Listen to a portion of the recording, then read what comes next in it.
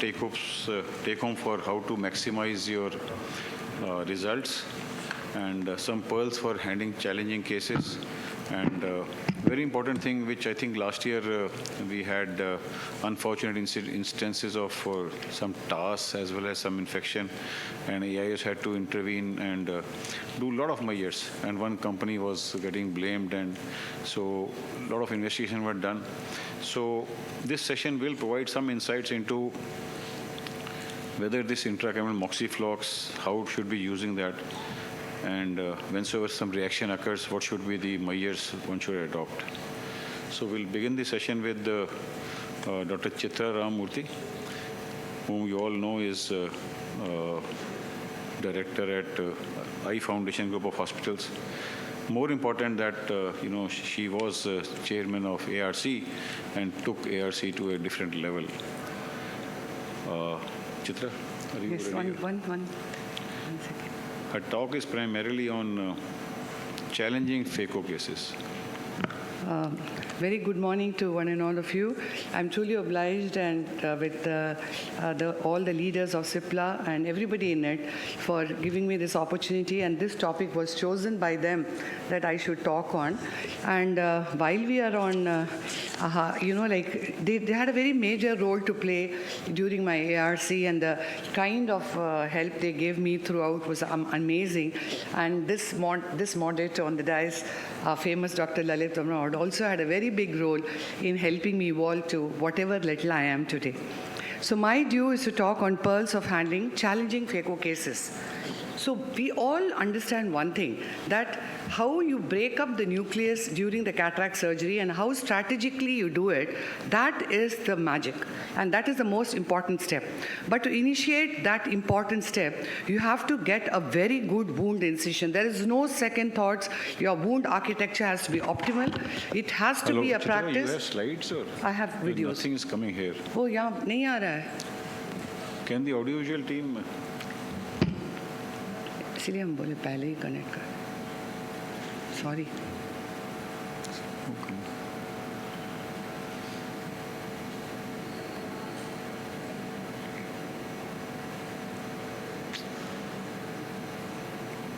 Yes.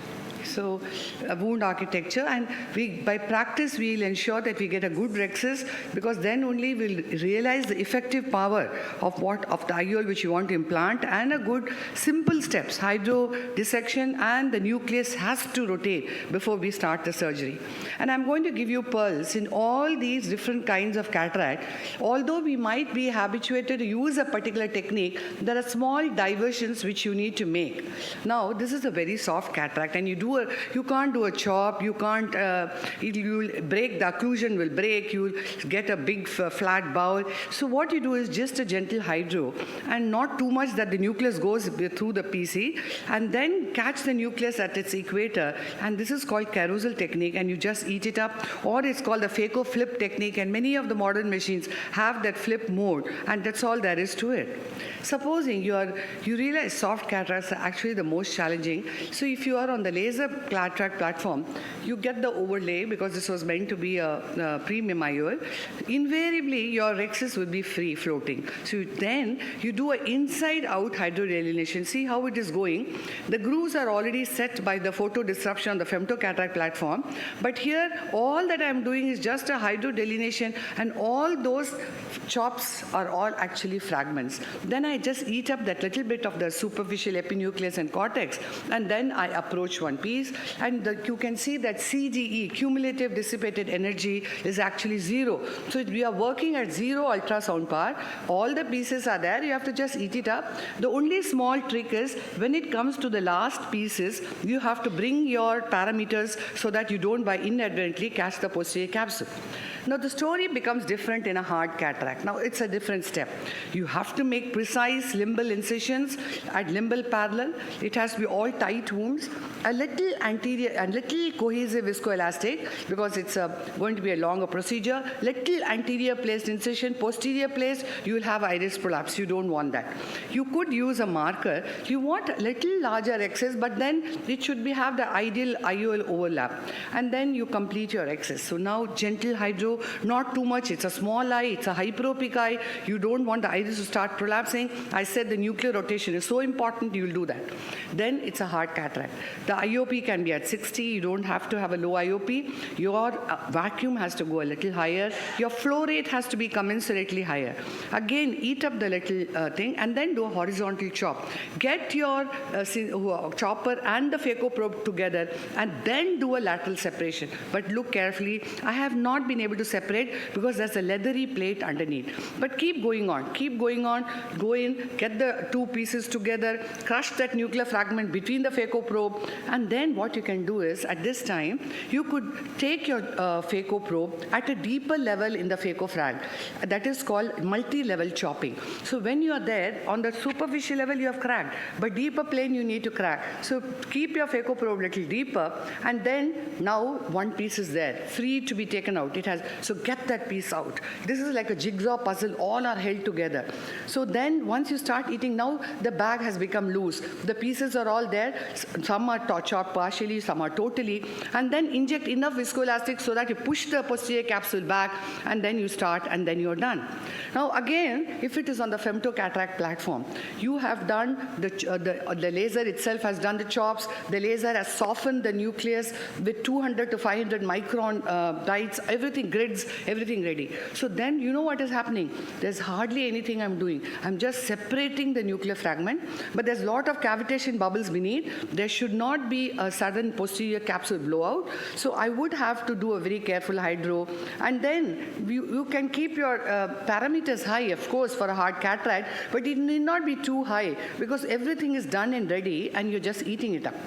Now, it's an intumescent cataract.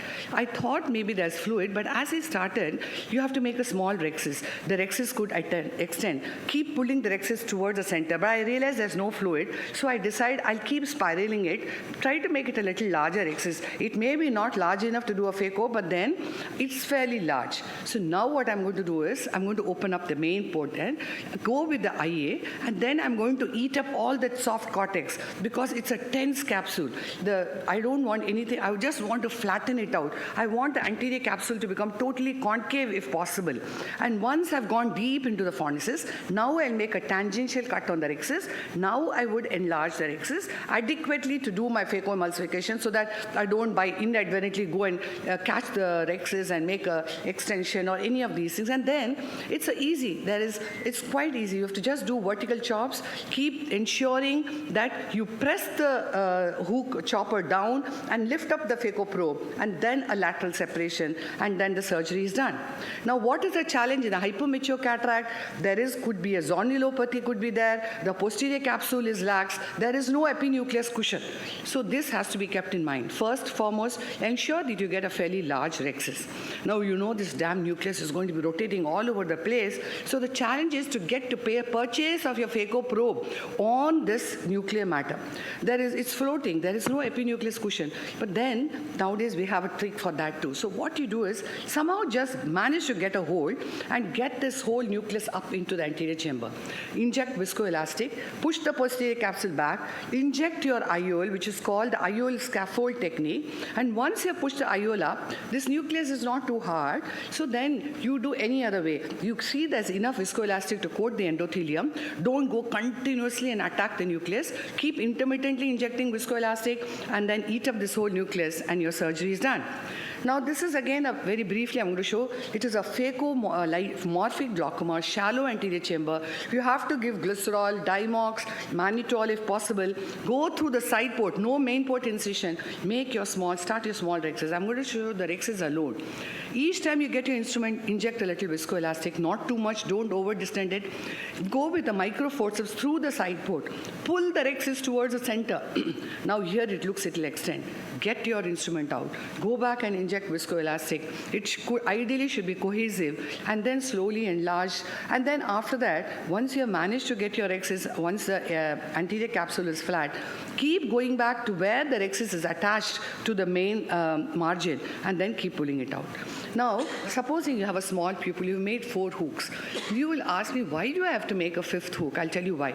If you take your phaco probe in, the iris will also get stretched. You might even cause a dialysis of iris. So if you place one thing here, a hook here at the incision, sub-incision level, between these 2 iris hooks, the iris is flat. So there you make your incision, and thus you can go ahead and start your surgery. There's a small pupil. It's not that every time you have to use iris hooks, but ensure that you stain under the iris. The iris stain should not be just where it's visible underneath the iris, and keep using the iris as a margin and make your rexis. And sometimes you can go behind the iris and retract the iris to see that you have made as large a rexis as is possible. Gentle hydro, not too much. You could do a vertical chop. You could do a stop and chop. They all do very well. So just understand, the pupil is getting smaller. So you have to be sure that your phaco parameters are not too high. You don't go and catch the iris, and then the whole story becomes a bizarre nightmare. And try somehow to get a chop and get one piece up. Little supracapsular, doesn't matter. Keep injecting viscoelastic, because that mydriasis by the viscoelastic does wonders. It is not necessary you have to do without iris hook at this point of time. Any point of time you can go back to iris hook, but then you realize it all comes out. So if you're a confident surgeon, you can do that. Keep retracting the iris and remove all the cortex. Now, a few pearls about PPC. Now, it's important you make your rexis, but let the rexis be a little smaller than normal, because this could become the platform on which the IOL is going to sit. So then, when the rexis is being optimal, the next thing is your instruments going in and going out, there can be a change in the hydrostatic pressure. Multiple small hydrodelineation. So you have layers of epinuclear cushion so that the posterior capsule is well protected while your movements are happening. Then a mechanical delamination is done, and then you start eating up the little bit and just nibble it and get that nucleus out. Now, once this endonucleus is out, you could actually not do a hydro, but you could do a visco dissection. So that what it does is, it gets that whole epinucleus sheet will sort of roll up sometimes. Invariably it will do. You can already see with the visco dissection. And then when you get approach on that, bite it and eat it up. But sometimes you may have to do still a little bit of cortic using an IA2, but then this is done. Now, the issue is each time the instrument comes out through the other instrument, you have to inject viscoelastic, keep on, because any time the PC can rupture, because there should not be an increase in the intraluminar or the bag pressure. That's the most important thing. No polishing, inject enough viscoelastic, push the IOL back. Even during IOL injection, there could be a PCR. Even during stromal hydration, there could be a PCR. Now, this is a case where the capsular bag looks suspiciously weak. As soon as I start the incision rexis, I realize that tactile feel is not there. It's not a taut capsule. So I start with a small rexis, and then as I find I'm able to enlarge it. It's very important in a subluxated cataract that the rexis is centered. Now I decide not to use iris hooks, capsule hooks, because that will hug the capsule right up to the equator and give an equatorial stabilization. Now I start doing chop. Now while I'm doing chop, the nucleus is mobile, so there's no vitreous. Am I imagining it's subluxation? But look there is that small dialysis. So now I immediately go and place a hook. Now that would push the vitreous back. So now I'm going to do a little, keep my phaco probe right in the pupillary area, and I'm going to remove the nucleus, but I decide no, I'm going to place a CTR. Yes, the capsular hooks are stabilizing the bag, but I would place my CTR because I want that extra buttressing of the entire capsular bag, and then keep my parameters low, and piece by piece, in a supracapsular plane, I would eat up the nucleus. Now, the bags still look very floppy. So what I do is, after I've eaten out the last piece, I've injected the IOL. Now, this is called an IOL scaffold. And after I inject the IOL, now the posterior capsule is really behind. There is CTR, there is the IOL haptics, which is stretching the capsule, and then I remove the cortex. Very few videos here left. Now, here I'm making a Hoffman's pocket. Now, this is just a coloboma. So, area of zonular weakness need and it need not be a progressive disease. So you could do whichever thing, but keep your rexes well away from the area of zonular weakness or where the zonules are stretched. Gentle hydro. Remember, this fluid can go behind in that area of zonular weakness, and you could have a fluid misdirection, raised pressure, and the AC can become flat. So many people would say place a CTR right in the beginning so that that would ensure that the fluid misdirection is not happening. But this was so soft a cataract, so I thought I'll continue like that. Now I placed my CTR. I removed the cortex. I could have placed the IOL and got out of it. But what I thought at this point of time, that area of zonules are not there. So later, there could be an asymmetric bag contracture. So I decided to place an Ahmed segment and suture it so that the bag is centered and stable and attached to the scleral wall and nothing can go wrong. Now, this is a case of a post-RK, multiple incisions. I've done a femto cataract platform. So you know what is the problem I should expect. Those areas of hypertrophic scars of RK, there the rexis might not have got completed by the femto. So there is a possibility of a rexis extension. So keep your parameters controlled, be conscious that there could be a rexis extension. And now only when I'm removing the cortex, I notice that there's a subincisional rexis extension. But thankfully, I did not have a problem. This is my last of my videos. This is a silicone oil in AC. It could be, the AC is going to be very deep, post-vitrectomized eye. There's no vitreous support. The lens can drop. So have an adequate rexis, a very slow motion phaco, proper wound construction. Be prepared for a reverse pupillary block. There could be a posterior plaque. Try to remove it, place the lens. So you know, like all these cases I showed you all are different cases, which needs different kind of intelligence. Anticipate always the worst. And I tell you, if you're conscious of all those complications, you will not have it. And finally, my last tip for all of you, understand your phaco machine. Have your technician tell you how best to use it. Be shameless about it. How the hell does it matter what he thinks you know or he knows? But they are all very good. They are really genuine and they help you on.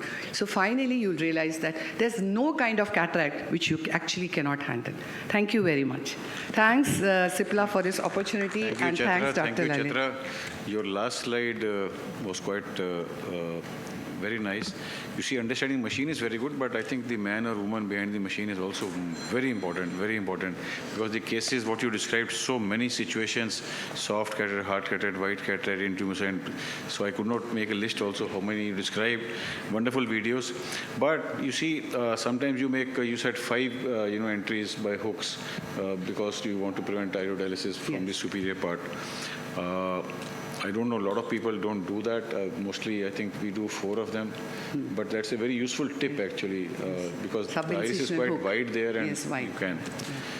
Thanks a lot. You see, all these cuts inside the eye, believe me, does introduce microorganisms inside the eye. And all these microorganisms, despite betadine in the cul-de-sac for 5 minutes or whatever, still, whatsoever endophthalmitis we get, it is the introduction of microorganisms at the time of surgery. Therefore, this buzz about, prophylaxis. So prophylaxis, various ways, pre-op antibiotics, per-op antibiotics, post-op antibiotics. But what I think has stood the test of time is the intracameral antibiotics. Thank you. Thanks, Chetha. So that is what our chairman, scientific committee, Dr. Namrata Sharma, is going to talk.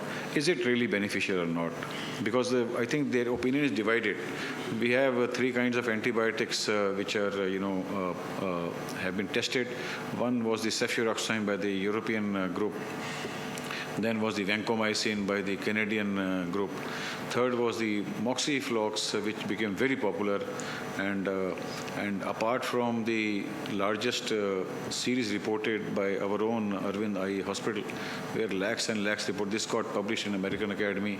And even if you go to American Academy website, I think they have virtually adopted this and publicized quite a bit, that intracameral moxifloxacin at the end of cataract surgery.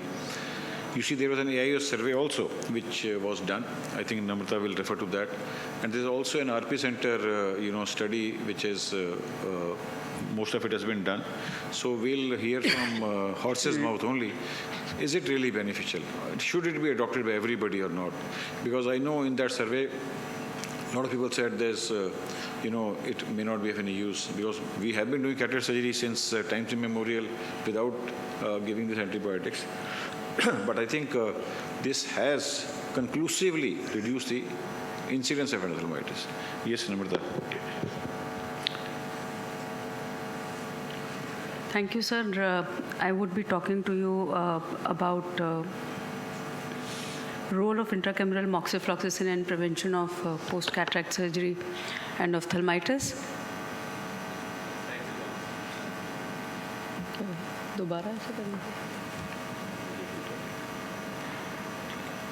Okay. So there are no financial or proprietary interests.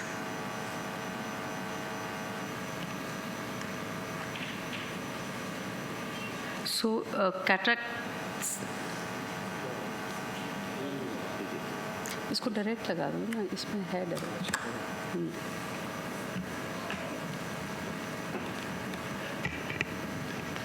So till the time she sets up, how many of you use intracameral? I think more than 50%. I was avoiding it till the Arvind publication came out, and that was so conclusive. So now have you shifted? Yes. In all cases? Every single case we use. So it is the most commonly performed, cataract surgery is the most commonly performed intraocular surgery, and incidence of endophthalmitis ranges from 0.05 to 0.1%. And it has decreased in incidence has occurred over the last decade. So as far as the prophylaxis is concerned, preoperatively we all do give topical antibiotics, povidone, iodine, intraoperatively use intracameral antibiotics, and postoperatively use topical antibiotics as well. Whenever we are talking of endophthalmitis, it is important to talk about the organisms, and I think in India, gram-negative infections are very common, followed by fungal infections. Now, the AIOC endophthalmitis prophylaxis survey did show that intracameral antibiotics were being used 30% in 2007, then increased to 50% 2014, and 84% respondents said that they would use it if approved formulation was available in 2014. So as Dr. Lalit Verma sir was alluding to, you have cefuroxime, moxifloxacin, vancomycin, and cefazolin, which have been studied intracamerally for prophylaxis of endophthalmitis. The ESCRS study did look at the role of prophylaxis of postoperative endophthalmitis after cataract surgery, and it was a large multicentric study, a prospective RCT of 16,603 patients, and there was a 5.86-fold decrease in the rate of culture-positive endophthalmitis. So this strongly supported the use of intracameral cefuroxime. The only thing is that you have to get it to the right concentration in a pharmacy. So concerns also were the fact that emergence of the resistant gram-negative isolates may be there, and the fact that you have to prepare it in the pharmacy. Vancomycin is a broad-spectrum action antibiotic, is effective also in preventing post-op endophthalmitis, but there was a risk of hemorrhagic occlusive retinal vasculitis, and I think that is something why vancomycin did become unpopular. So if you look at the pros and cons, moxifloxacin preparations are available commercially. It has got wider spectrum of action, and it has concentrated dependent killing, unlike cefuroxime, which has limited activity against gram-negative bacteria and needs to be reconstituted. And this was the publication on the hemorrhagic occlusive retinal vasculitis, which I was referring to after vancomycin. Intracameral vancomycin, if you look at the efficacy studies, the efficacy studies have been done for prophylaxis at Arvind Eye Hospital, and they have shown in a retrospective study of more than 1 lakh patients that there is a 4-fold decrease in patients who are undergoing the manual SICS. And this was, again, a follow-on study for an analysis in more than 6 lakh patients, which also showed that the endophthalmitis reduction was there with intracameral moxifloxacin prophylaxis. It was also noted that the PCR increased the endophthalmitis rate by 7 times, which is 0.48%. And if you use intracameral moxifloxacin, then it reduces the endophthalmitis rate to 0.21% in those cases where PCR had actually occurred. There were several other groups also who conferred to the same finding. This was from Japan. There was a 3 times reduction in endophthalmitis with no evidence of any TAS. Then this was again a study from Europe, which looked at the role of intracameral moxifloxacin 0.5%, which again showed that there was no significant difference noted in endothelial cell activity, endothelial cells count, or in pachymetry. And this study looked at the safety of prophylactic intracameral moxifloxacin, again to see that there was no adverse event noted on vision, IOP, endothelial cells, corneal thickness, or in terms of AC reaction. As far as cost effectiveness analysis is concerned, it is found to be cost effective given the fact that it is preventing such an important complication. This was the first survey that we did, All India Ophthalmological Society survey, way back in 2017. And in that survey, at that time, almost 54% of the users or AIOS members said that they do not use intracameral moxifloxacin. About again half of them, they did say that in high-risk cases, including systemic risk, they would prefer to use the intracameral antibiotics.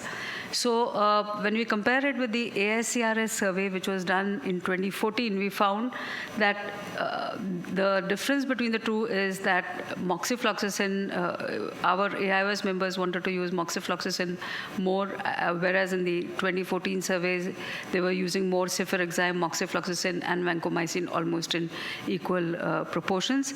And surprisingly, 46% said that they were using subconjunctivals also, but that was in 2017, but I don't think that happens now.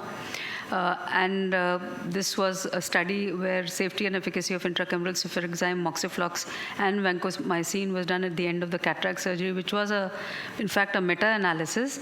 And this was yet another study which looked at safety and efficacy of intracameral moxifloxacin in a large number of patients, which is 3,640, and they did not find any significant difference in terms of visual acuity, IOP, or corneal thickness.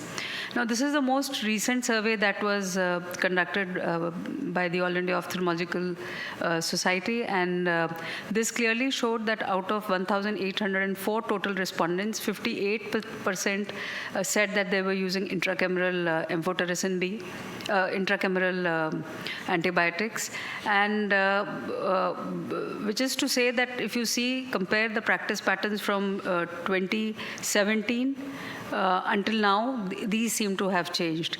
From 1/3, now they have increased to half of the AIOS members who were using intracameral antibiotics. So our study is a randomized control trial, prospective study, where we've used intracameral moxifloxacin, and we also, Sadhguru Netra Chikitsalaya Chitrakoot is also a part of our study. And this was actually an interim data of 16,000 patients when 8,000 were present in each of the groups. Our mandate is to complete 22,000 patients, and we are nearly there. We've done 21,000 patients, and 1,000 patients are remaining. In terms of the mean age, gender, and type of cataract, there was no difference between the two groups. Also, in terms of the intraocular pressure, endothelial cell density, and corneal pachymetry, there is no difference. In terms of the way the surgery is done, whether incision size, type, location, IOL optic or haptic, again, there was no difference between the two groups. And the parameters that we looked at was the visual acuity, intraocular pressure, endothelial cell density, pachymetry, and systemic adverse events. And there is no difference when you compare it in those cases where you give intracameral moxifloxacin or you don't give it. Now, important thing is that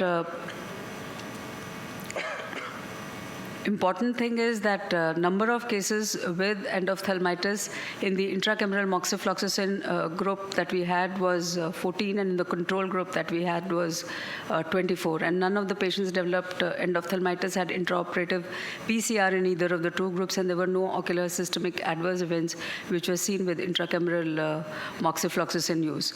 Having said this, there is an ASCRS advisory which says that you have to be careful in using the concentration of the drug drug and the quantity of the drug. So both of these things are very important because you have to recommended volume to be injected is different for these two concentrations, and incorrect dosing can cause TAS or endophthalmitis. So one has to be careful about this because few cases of not exactly TAS but some anterior chamber reaction were noted by some of the users when incorrect concentration or incorrect amount was used for prophylaxis of endophthalmitis. So as far as the conclusion is concerned, intracameral moxifloxacin as of now is safe and efficacious in prophylaxis of endophthalmitis after cataract surgery. And of course, it cannot substitute or it cannot be given standalone because you still have to give topical antibiotics post-operatively. We are yet to analyze our data of 22,000 eyes and we would be coming out with the findings soon. But the interim data analysis of 8,000 that we did at that point in time did not show any difference between the two. Now, the difference could be because of the fact that all our cases were done at tertiary eye care center where all the quality control is definitely there, whereas the studies which are being, which reported 1 lakh cases and 6 lakh cases are being done in larger number of patients, and not possibly all of them are in tertiary eye care center, but they are at in-camp settings. So that is why the difference could be there. But having said this, the complete analysis is yet awaited for 22,000 patients. So thank you very much for your kind attention. Thanks, Namrata, for these insights into this controversial topic of prophylaxis.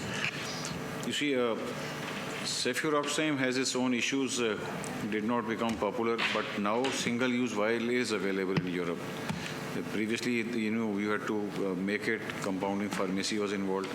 Vancomycin has its HORV, hemorrhagic occlusive retinal vasculitis issue, so it did not become popular. But moxifloxacin world over is gaining popularity. The survey which Namrata you did 2017, you see where more than 50%, they were still divided. 54% did not use and rest used. And the recent study by Aditya Kilkar also is nearly the same 58%. So there's not much difference actually. Only the sample size in this 2023 study is slightly smaller. Yeah. No, the only thing is the way we framed the questions was a little different. In the 2017 survey, we said, would you like to use? So it was like that. And in the more recent survey, we said, how many were using? So and even the RPC data, whatsoever you presented of 21,000 is equivocal. Is equivocal, as of now. So where are we now today? No, 22,000 is not equivocal, 8,000 is equivocal, yeah. And 22,000 is yet to be analyzed completely. So we still have to do 1,000 more cases to... Yeah, but 1,000 will not make so much difference in data of 25,000. So but we've not analyzed 21,000. We have to analyze 21,000. Dr. Namrata, did you find any difference in the high-risk cases? Did you do a subgroup analysis? No. So subgroup analysis we did for 8,000, yeah. But in that we did not find. Okay, we did not find NPC. That is the difference I wanted also to highlight, because all the studies till date, whatever I know, in all these high-risk cases, high-risk primarily means PCR. So that is one single situation where the prophylactic antibiotics do make a marked difference. Compared to, like you said, 3.5-fold in Arvind study. But in PCR group, the difference is highly statistically significant. Another drop which is commercially available, which may potentially be used like intracameral moxifloxacin, is levofloxacin. That's also preservative-free. But nobody has really tried it, and maybe at RPC you could evaluate that. One more thing is there, for how long will you give intracameral moxiflox? Because the organisms are eventually going to become resistant to antibiotics, which they do so for all antibiotics. So that also remains to be seen. No, that's a question to be asked, because this antibiotic sensitivity pattern will keep changing. You see, previously when we were students, chloramphenicol was the only antibiotic we used to use. Then came, other cephalosporins, then moxi has come. So that sensitivity will keep changing, newer antibiotics will keep coming, and, question is whether useful or not. how long comes later on. Firstly, useful or not, because if the house is divided, here also we saw 50%, AIOC2017 50%, then the recent by the Tegel also 58%. So I think still the final verdict is still not out. Most of us may be using it out of our fear that obviously everybody is afraid of infection rather than the actual scientific data. But I know a lot of commercially they are available in a single use also. Kits are available now. And people, That's what my question was, whether you will use a single vial for one patient or you will change for, or one vial is opened in one single day. How do you proceed? Yes, Rajesh Fogler. Also, the complications arising of intracameral use of moxifloxacin is also underreported. Because being in a tertiary cornea practice, I do see cases of either something like a clinical picture like TAS after people have used intracameral moxifloxacin, either because of wrong concentration, so you get diffuse, corneal edema, for which then the patient has to undergo a corneal transplant. So you prevent one problem of infection, you precipitate TAS. Yeah. So Namrata did touch upon the concentration issues of Moxi 0.5% vis-a-vis 0.1%, but you are right that anything which goes inside the eye can cause TAS, because TAS is toxicity to either the antibiotic or the preservative or, yes. Should we inject it away from the corneal endothelium near the IOL to reduce the incidence of TAS? In fact, we should inject it away from the iris because it is known to cause pigment release from the iris. So, Okay, you inject it near the side port, or you go inside the eye and then you inject? inside the eye. Inside the eye. Intracameraly. And you then deform the chamber.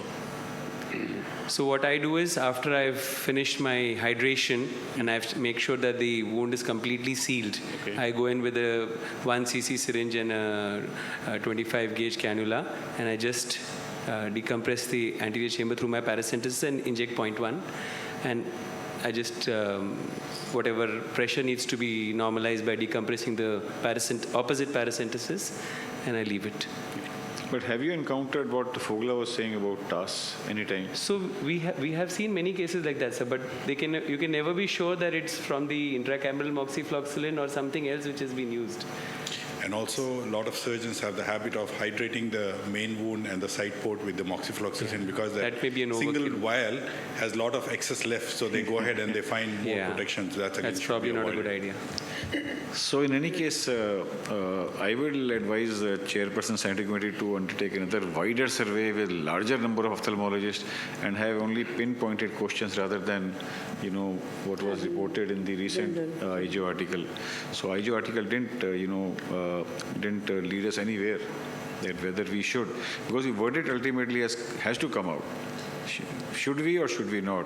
Then other I thing think is we cannot lower ignore the concentration. Arvind data, so that is very conclusive. Arvind data is very conclusive because more than 6 lakhs patients, that is conclusive. That's what I told even, Stanley Chang adopted that and he shouts from the top of his Arvind voice. data has got large number of patients, but their settings are also different. Not all of us work under the same settings. Yeah. And maybe it would also depend on the quality control. I mean, that is how we interpreted our interim analysis. I think at least the safe middle path would be to, in high-risk cases, definitely we should use.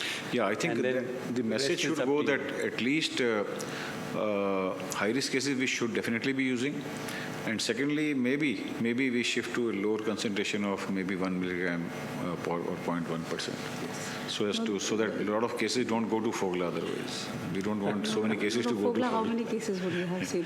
The day you have one end off, next day you'll start putting intracameral moxifloxacin, whether, that's what But I'm saying. I'm telling you honestly, I have seen, I'm not a cataract surgeon, but I have what seen. you should convey to people is how exactly No, intracameral that's should what be I- given. No, that's what I'm Because my saying. understanding is you need to irrigate the bag once you put the lens, because that is where organisms can get sequestered when you put in your lens. So if you're going to give an intracameral, you basically try to irrigate the bag with the antibiotic injection, because that's the most vulnerable. Because otherwise, if you give topical, that achieves very good concentration On in the the cornea. aqueous humor. So what are you achieving by just irrigating in the AC? So if you have to irrigate in the capsular bag where you put in the lens. So that leads to another thought process. Should that fluid have some antibiotics? Because once the fluid has antibiotic, then it irrigates everything.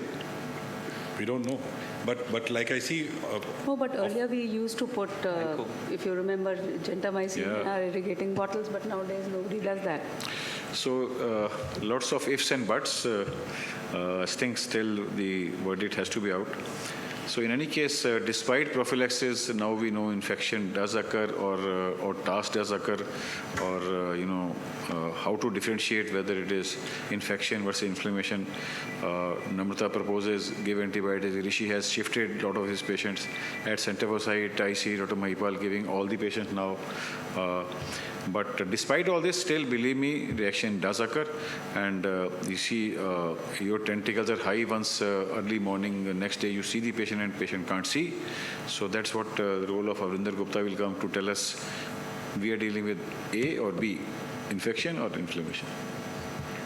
Thank you, Dr. Lalit, Dr. Namrata, and Sipla for having me here. You have done a good cataract surgery, good rhexis, clear cornea. Next day, patient comes with picture like this. You see a hypopyon, a good reaction in your eye. You are off what I have done wrong.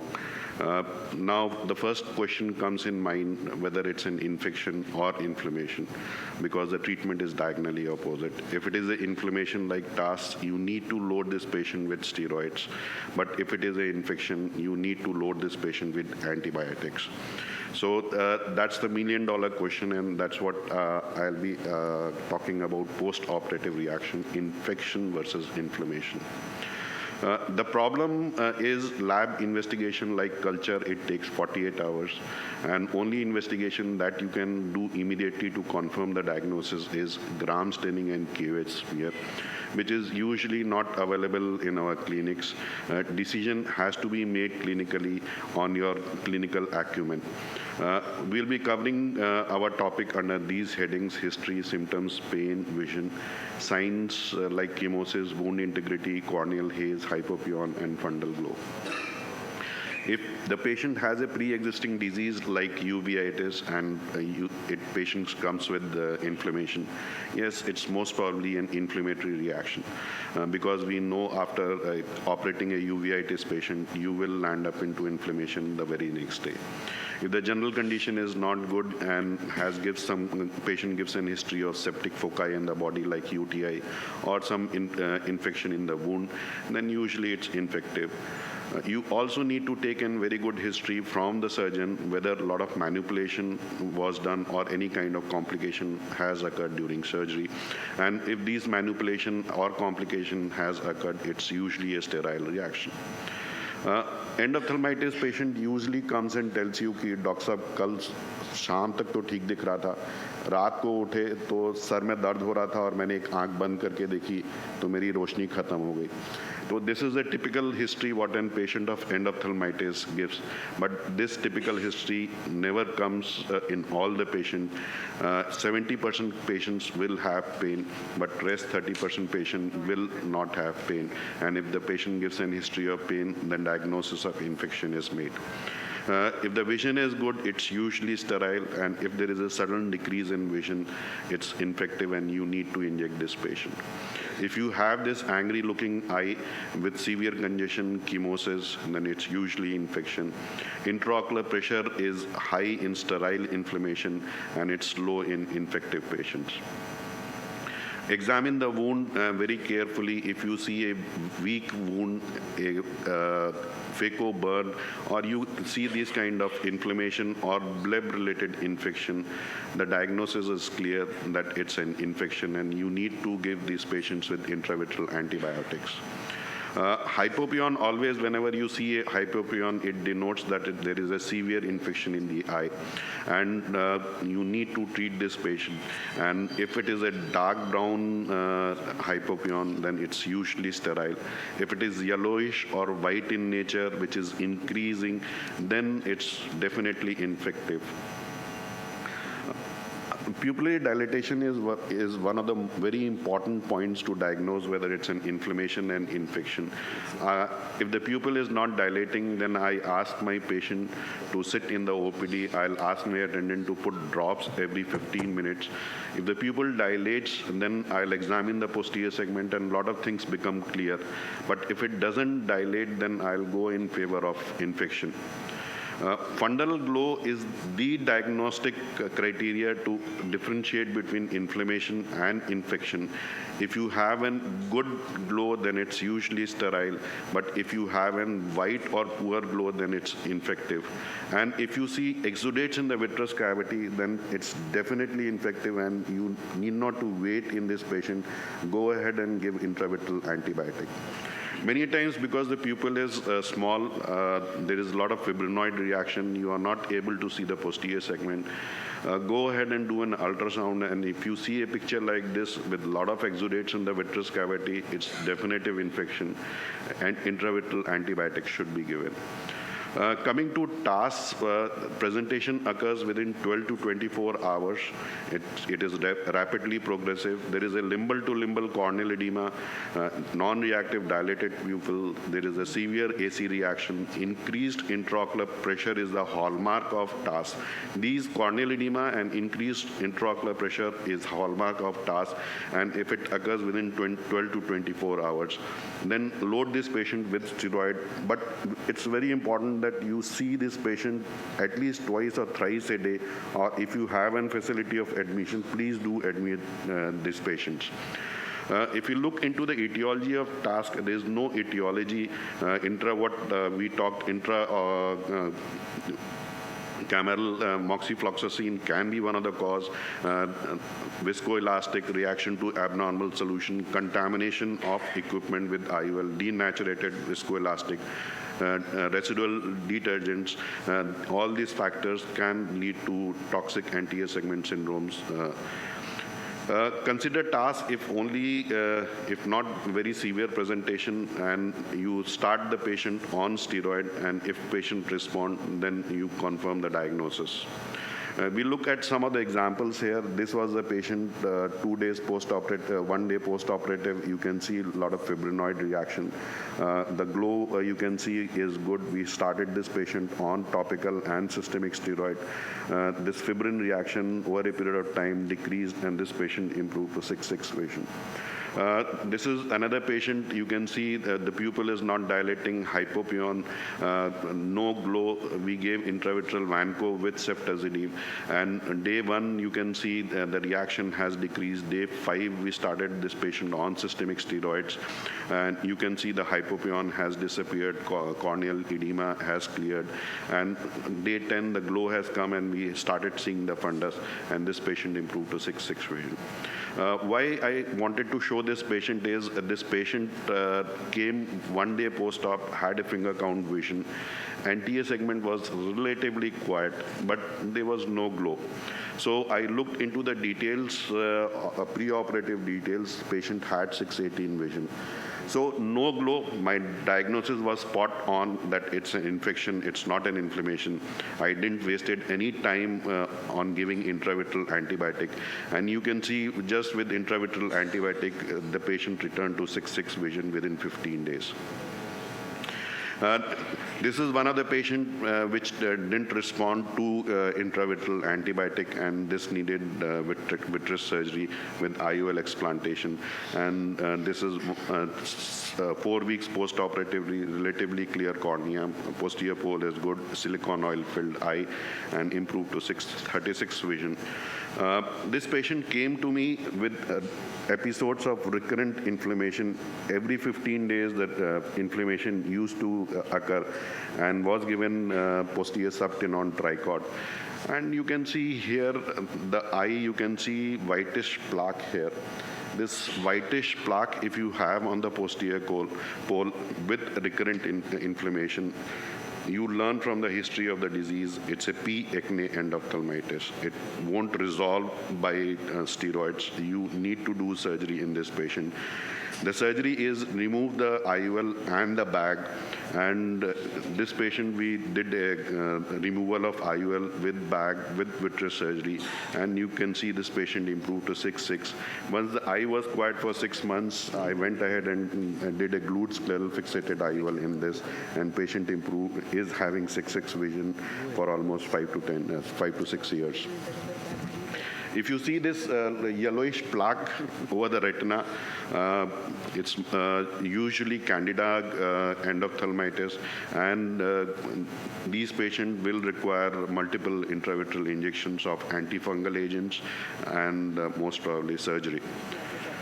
Many a times, even with this terry-tail signs, we are not able to diagnose whether it's an infection or an inflammation.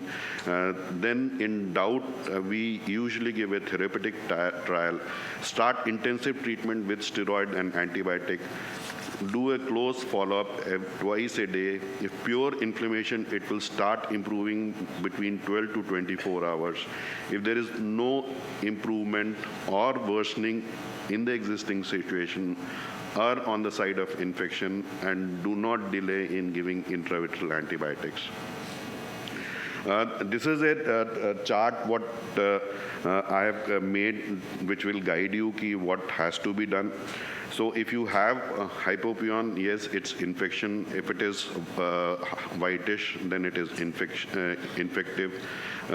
If the glow is absent and if the exudates are there in the vitreous cavity, then it's the diagnostic sign to diagnose infection and do proceed in for intravitreal antibiotic. So the take-home message is sudden deterioration in vision, bad wound, pain, chemosis, hypopyon, poor glow with exudates in the vitreous cavity. It's an infective etiology. Go ahead and give intravitreal injections.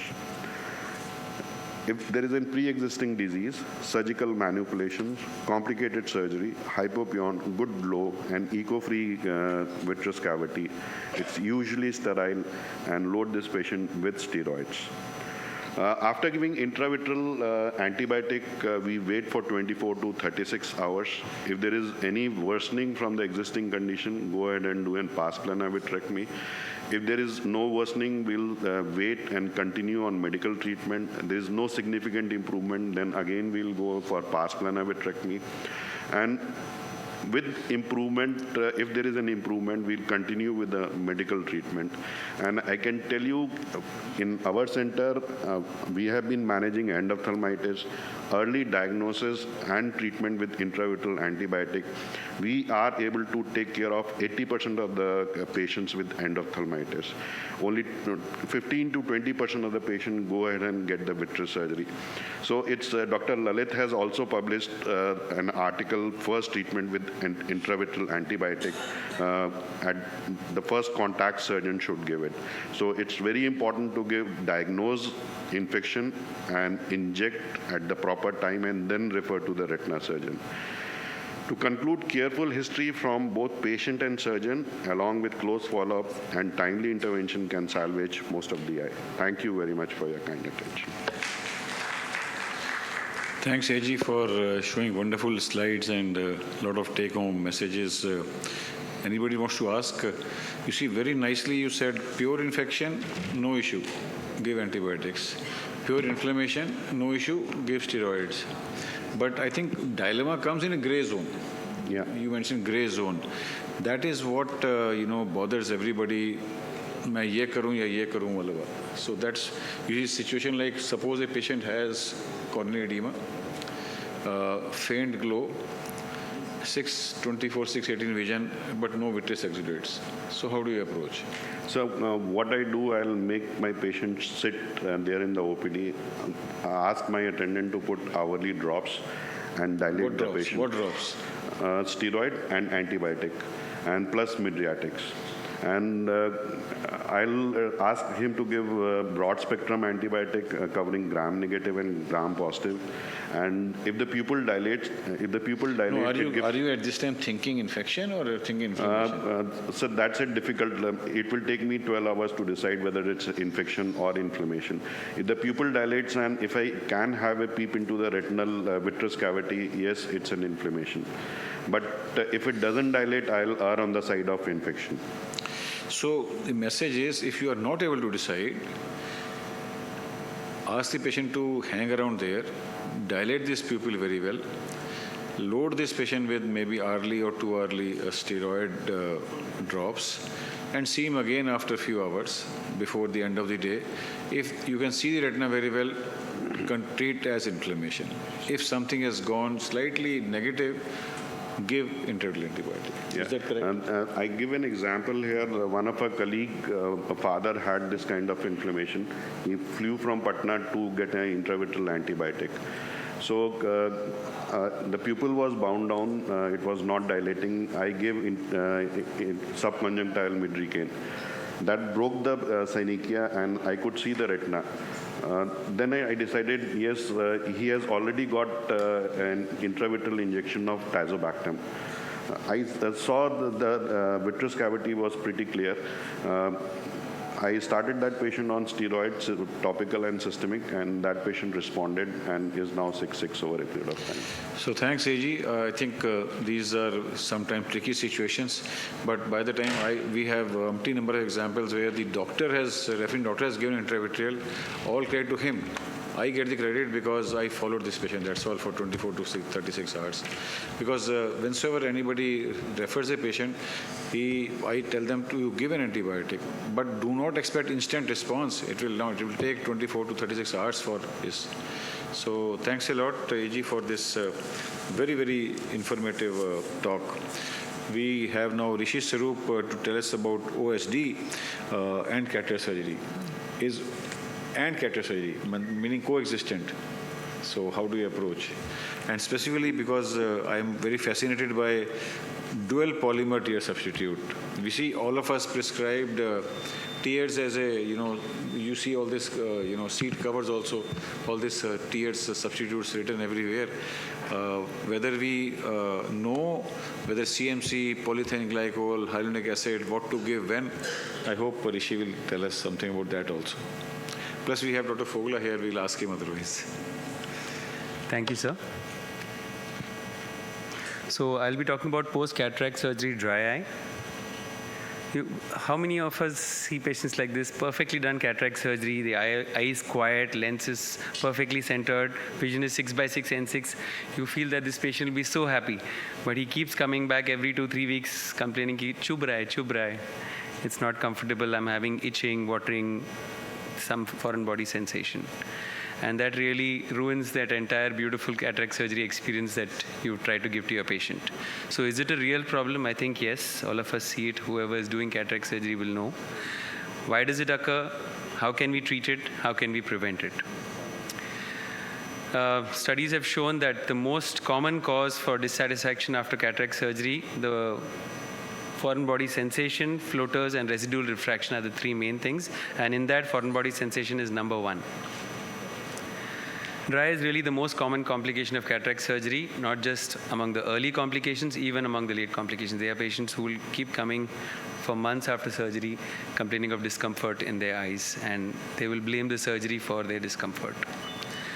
There have been enough studies showing that post-operatively there is definitely an increase in dryness and as high as 70-80% has been reported. So this was one such study which shows that there was an increase at about 1 week in not just symptoms but also other parameters such as Schirmer's, etc., which then becomes better over the next 2-3 months, but still takes a long time to reach the baseline. Dry eyes does affect the quality of life, and even all the important activities for the patient, like reading books, operating a computer or any ATM machine, driving at night, watching TV, all these activities, it can variably affect from slightly to significantly in a majority of the patients.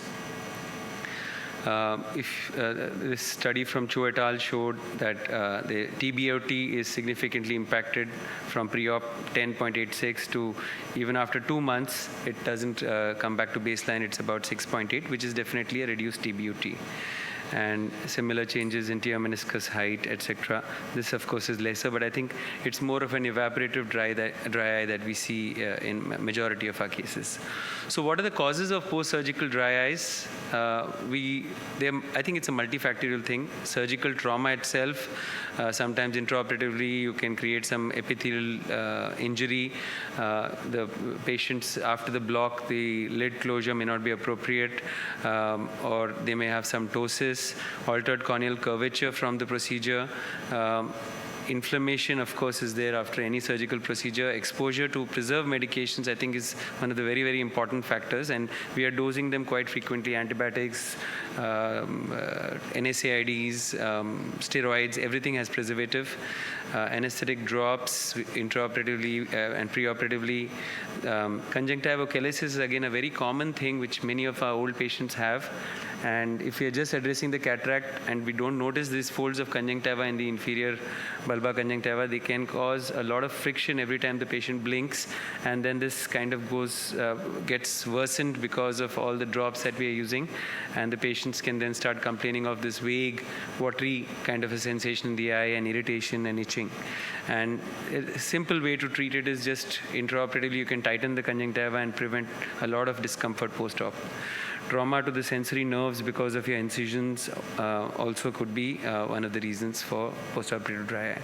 So we all know about this vicious cycle of dry eye, tear film instability, tear hyperosmolarity, apoptosis, and inflammation. And it's a self-perpetuating cycle, and a lot of factors can play additive roles at different levels. And you can see ocular surgery right there next to inflammation. Again, this is another table showing the various ways in which any ocular procedure like cataract or LASIK can result in dry eye, from disruption of corneal nerves, damage to goblet cells because of surgical trauma, and alteration of shape, etc. Eventually, through several pathways resulting in dry eye. So most cases that develop dry eyes have probably got some sort of a pre-existing subclinical dry eye, which we don't really pay attention to because we are just focusing on the cataract. So it's important to see these patients, spend some time to evaluate dry eye, because afterwards it's more difficult to treat. If you pick up a preoperative dry eye and address that, then you will have a more smooth post-operative outcome. So which are the cases which are at high risk for post-cataract dry eye?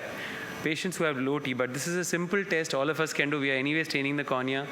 So before you do applanation, just put the fluorescein in and see after a couple of blinks how much time it takes for the first random dry spot. And if that is anywhere less than 5 to 10 seconds, then you're looking at a significant evaporative dry eye which needs to be addressed. So then you look at the meibomian glands, etc., and see what needs to be addressed. Of course, other parameters like low or borderline Schirmer's. Conjunctivochalasis, again, is something we must look for. These are folds of conjunctiva, usually inferior or inferonasal in the bulbar conjunctiva, and they prevent surfacing of the tears properly, and the tears may not be able to come from the lacrimal gland till the lacrimal punctum, and they may flow out from the outer side. That is one of the clues.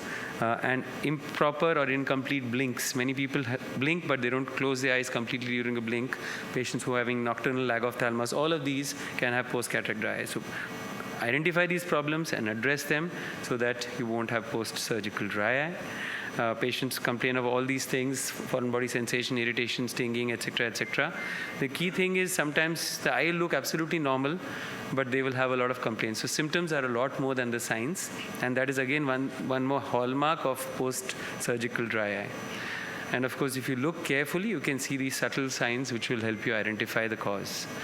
So this was just one paper showing there's a significant reduction in goblet cell density after cataract surgery. So that could explain one of the reasons why one has post-cataract dry eye. And we know goblet cells produce mucin, which is important in tear film stability. So we've identified the problem of post-surgical dry eye and the causes. How will we go about to address? Now you have this problem. How will you address it? Okay, if you have a pre-existing condition like blepharitis, mebomyelitis, conjunctivochalasis, please go ahead and address it with the management strategies which we all are aware with. Tear supplementation is the mainstay of treatment for any dry eye. So lubricants have to be used, and you could combine them with anti-inflammatory therapy like a short course of steroids or topical cyclosporin if there's a component of surface inflammation as well. So this is just a small surgical video. I thought since most of us are cataract surgeon and our phaco machines often have a cautery probe, if you see loose conjunctiva preoperatively, just go ahead and tighten it. You can just cauterize it, or you could even cut it and just cauterize the edges or suture them or apply fibrin glue, whatever you like. So this is a very simple thing you can do, just like a barber cuts hair.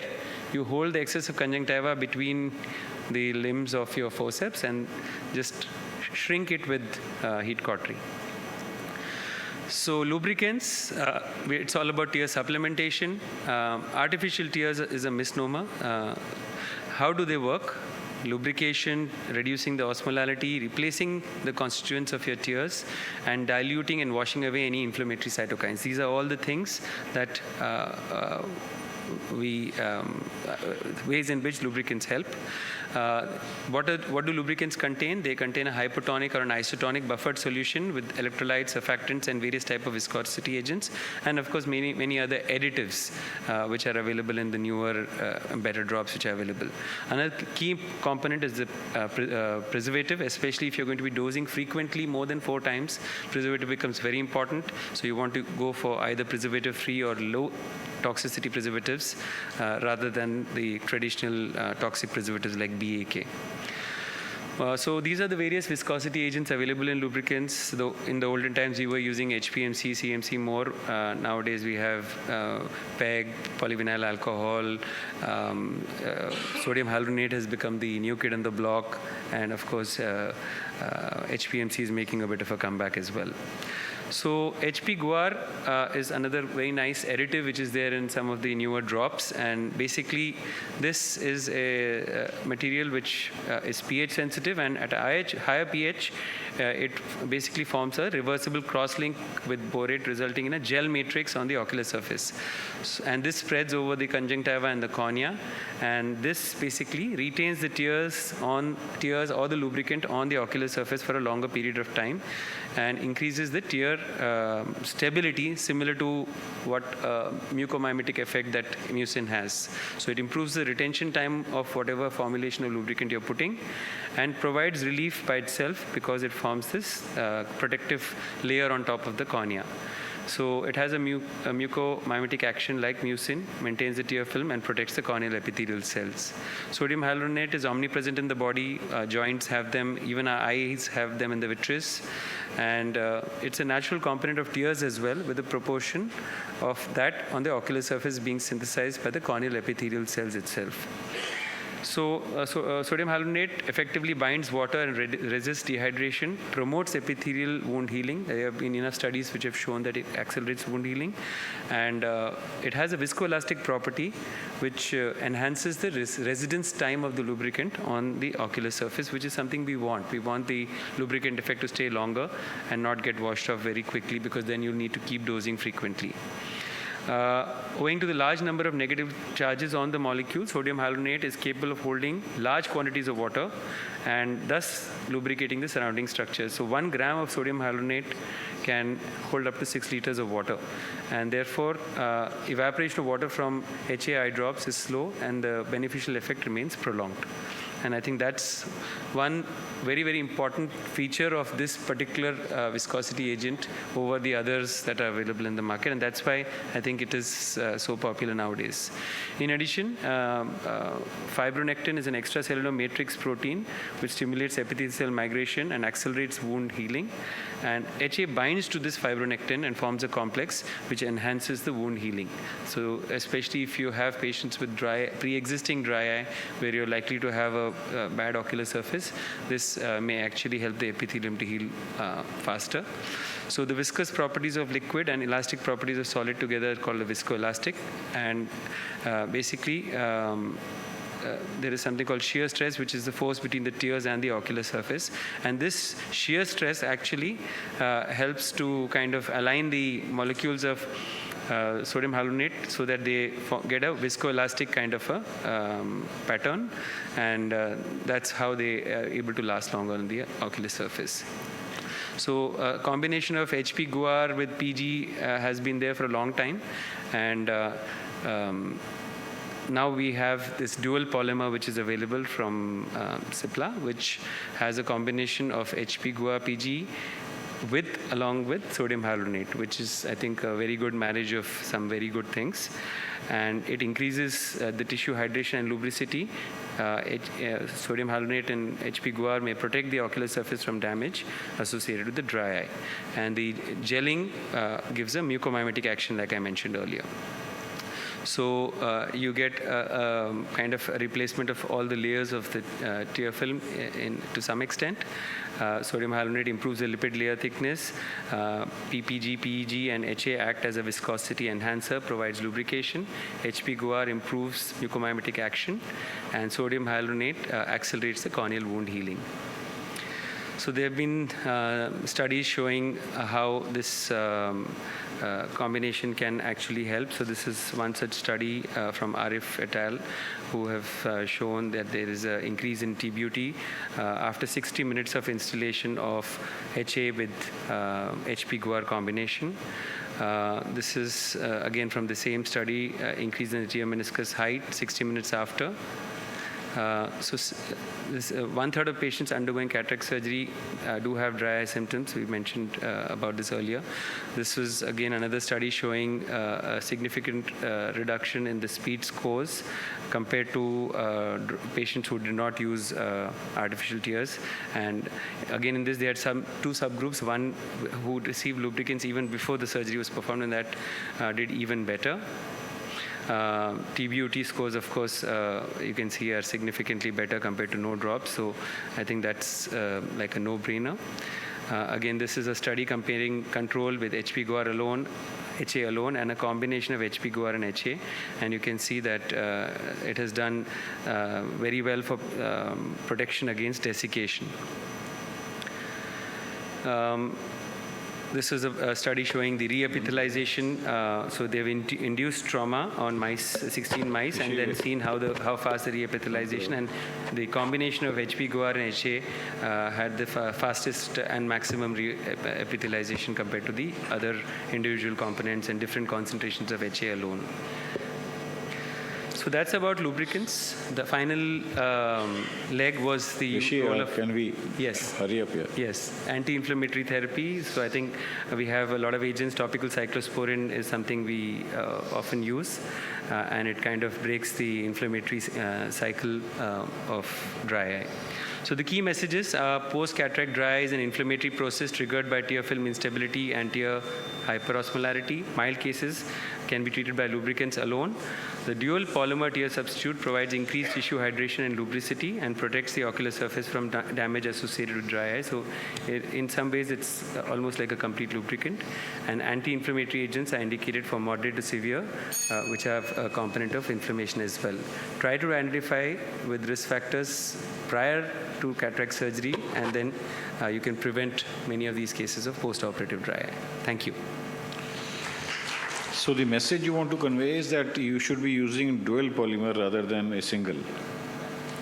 That that's means your personal choice, yes. But it instead may of using yes. using sodium hyaluronate alone, yes. you say HP guar plus sodium hyaluronate is a better combination. And PEG. So that's the new molecule which is available. So maybe worth trying that. I thank all the speakers because time is not on our side because next session is about to start. Thank all the speakers, Chitra, Namrata, Dr. Avrinder Gupta and Rishi for their wonderful contribution, and thanks Cipla for all the logistics. Thanks a lot.